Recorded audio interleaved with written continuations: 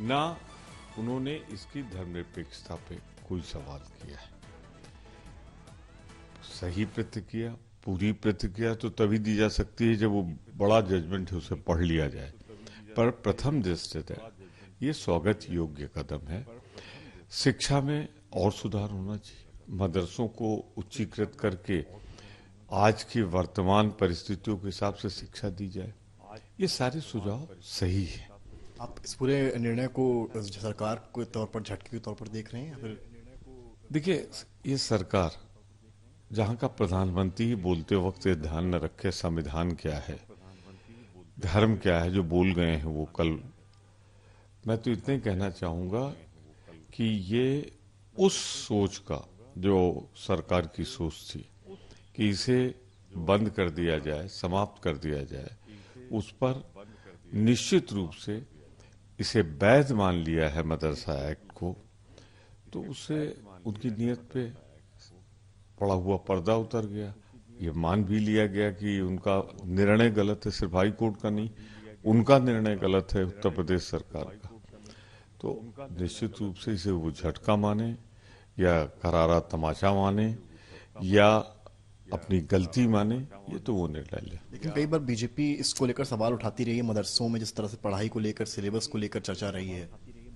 मैं फिर कहना चाहता हूँ, मैंने कहा सिलेबस में जहाँ सुधार की गुंजाइश हो वो उत्तर प्रदेश सरकार को अधिकार है दे, या किसी भी राज्य के किसी सरकार को अधिकार है दे, लेकिन मदरसा एक्ट को पूरा का पूरा समाप्त करना तो नीयत सही नहीं थी। हर चीज में सुधार और सुझाव की गुंजाइश होती। क्या स्कूलों में प्रॉस्पेक्टस बदला नहीं गया? क्या शिक्षा का जो मानक था वो नहीं चेंज किया गया? बहुत से पाठ्यक्रम में आमूल परिवर्तन किए गए, इसमें भी कर सकते हैं। लेकिन मदरसा एक्ट को संविधान विरोधी बताया था, ये गलत है। कई एजेंसीज के भी इनपुट आते हैं। नेपाल बॉर्डर के आसपास जो मदरसे हैं वहाँ देश विरोधी गतिविधि को लेकर भी तमाम चर्चाएं इस बीच में हुई हैं। उनको लेकर आप कैसे देखते हैं इस पूरे निर्णय को? देखिए, किसी को पूरा सही और पूरा गलत नहीं कहा जा सकता। ये है सुप्रीम कोर्ट की मंशा। अगर कहीं एंटी नेशन कोई या देश के खिलाफ राष्ट्र विरोधी कोई साजिश हो, चाहे वो मदरसा हो या कोई और संस्था हो, उसके खिलाफ कठोरतम कार्रवाई हो। लेकिन अगर कोई संस्था या कुछ करे तो 16,000 मदरसे आप बैन नहीं कर सकते। कुछ स्कूलों में अगर नकल हो रही तो सबको आप नहीं मान सकते नकल हो रही।